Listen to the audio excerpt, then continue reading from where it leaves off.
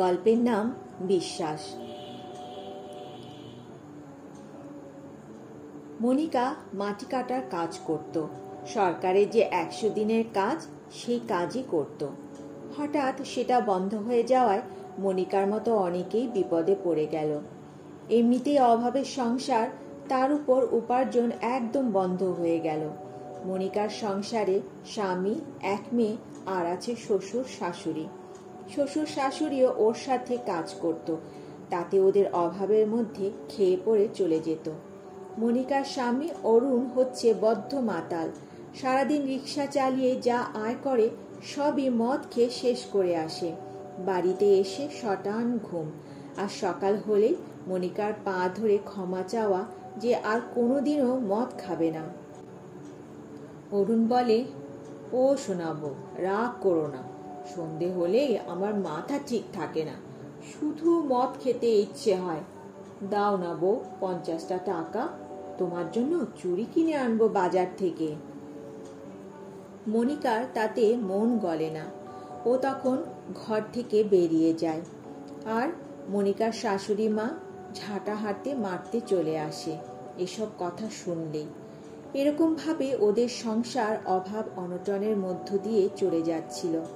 100 দিনের কাজ চলে যাওয়ায় মনিকার পরিবার অথই সমুদ্রে পড়ে গেল। অনেক মেয়ে শহরে চলে যাচ্ছে নিজের পরিবারকে বাঁচাতে। মনিকাও শহরে চলে যাবার ইচ্ছে প্রকাশ করলো শাশুড়ি মার কাছে। শাশুড়ি মা অনিচ্ছা সত্ত্বেও মনিকার এই কাজে সায় দিল। অন্যান্য মেয়েদের মতো মনিকারও শহরে কাজ জুটে গেল কর্মসহায়িকা হিসেবে। মনিকা কলকাতা শহরে একটি পরিবারে কর্মসহায়িকা হিসেবে এসেছে। ওর কাজ হচ্ছে পরিবারের বৃদ্ধ বৃদ্ধাকে দেখাশোনা করা। পরিবারটি রান্নার লোক আলাদা, আর বাড়ির টুকটাক কাজের জন্য আলাদা লোক আছে। ও শুধু বয়স্ক লোক দুটিকে দেখাশোনা করবে। মনিকা বয়স্ক লোক দুটিকে নিজের বাবা মায়ের মতোই দেখে, কিন্তু বৃদ্ধ দম্পতি ওকে একদম পছন্দ করে না, ওকে দূর দূর করে তাড়িয়ে দেয়। মনিকা বুঝতে পারে না ওরা কেন এরকম করে ওর সাথে।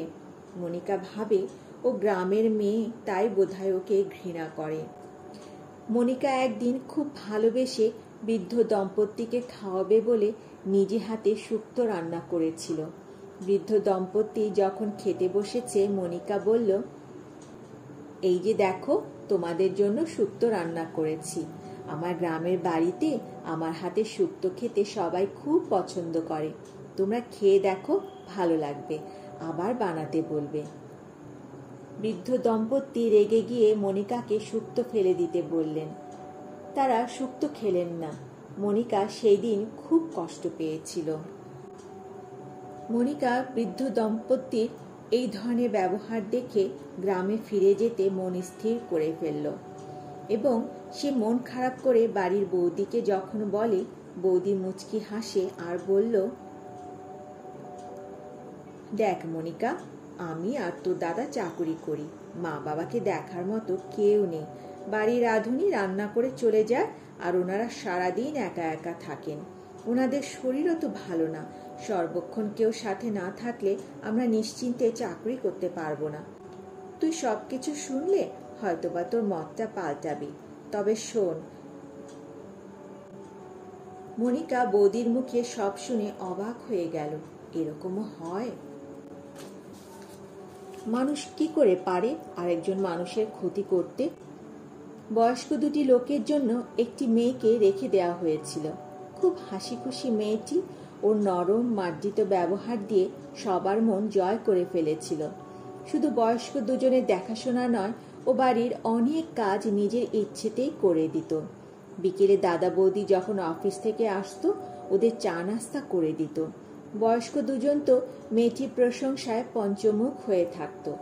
1 মাস পর হঠাৎ করে বৌদি খেয়াল করলেন বিকেল গড়িয়ে যাচ্ছে, কিন্তু বাবা মা ঘুম থেকে উঠতে দেরি করছেন। ঘুম থেকে তাদেরকে ডেকে তুলতে হয়। মাঝে মাঝেই এরকম চলছিল। দাদা বৌদি মেয়েটিকে এত বিশ্বাস করা শুরু করেছিল যে কোনো রকম সন্দেহ ওদের মধ্যে দেখা দেয়নি। 2 মাসের মাথায় বোঝা গেল আসল ঘটনা।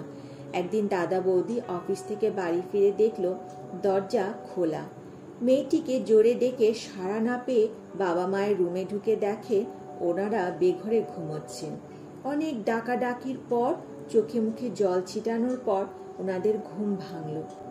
তারপর সবার খেয়াল হলো বাড়িতেই দুটো আলমারির দরজা খোলা। টাকা পয়সা সোনা দানা যা ছিল সব লুট হয়ে গেছে। বাড়িতে অবশ্য ওরা কখনোই এত বেশি টাকা পয়সা বা সোনা রাখে না, সবই থাকে ব্যাংকের লকারে। যতটুকু প্রয়োজন শুধু ততটুকুই থাকে। থানায় ডায়েরি করা হলো, পুলিশ আসলো, তদন্ত শুরু হলো। বৌদির মোবাইলে মেয়েটির একটি ছবি তোলা ছিল। তদন্তে নেমে দেখা গেল মেয়েটি যা ঠিকানা দিয়েছে সবই মিথ্যে। বৌদির দেয়া ছবি থেকে অবশেষে মেয়েটিকে ধরা গেল।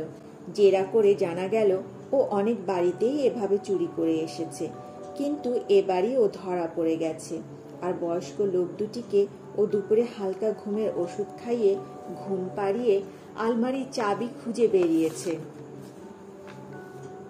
বাড়ির দামি জিনিসপত্র মার্ক করে রেখেছে যাতে ও যেদিন পালাবে সবকিছু একসাথেই নিয়ে যেতে পারে।